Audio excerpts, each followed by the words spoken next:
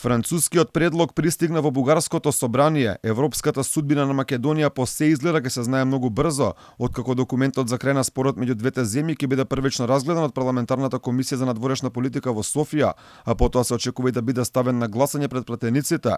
Сепак тешко да се очекува дека ветото ќе биде тргнато пред се ако се знае дека владата на Кирил Петков е на стаклени нозе и во среда ќе се гласа за нејзина доверба. Дека блокарата мора да остане, порача и бугарскиот претседател Румен Радев, кој кажа дека премиерот мора да ги тргне сите сомнежи околу можно креирање на европската рампа за Македонија. Кабинетот треба да ги отфрли сите сомнежи дека може да отстапи од ветото за Македонија. Знаете дека идната недела премиерот заминува во Брисел и треба да опстои на националните интереси. Затоа и Народното собрание и бугарите треба да знаат однапред и јасно каква позиција има премиерот. За темата Македонија говореше пратеникот на БСП Борислав Гуцанов.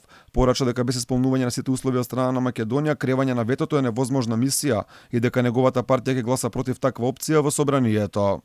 Бугарската социјалистичка партија ќе гласа против ако не бидат исполнети условите кои што се решение на Народното собрание уште пред 3 години и кои се гледиштето на нашата страна. Така што тука компромис не може да има. Не може да има гаранции од втора, трета страна или од Европската Унија. Треба да бидат исполнети условите од страна на Македонија, зашто ние ги заштитуваме интересите на Бугарија. Проблем плюс за Македонија се како представува и политичката криза во која се наоѓа Бугарија, како Слави Трифонов реши да напушти владината коалиција. Доказ дека состојбата е зовриена во Софија и денешниот инцидент во собранието, каде имаше физичка пресметка меѓу пратениците Искрен Митев и Костадин Костадинов.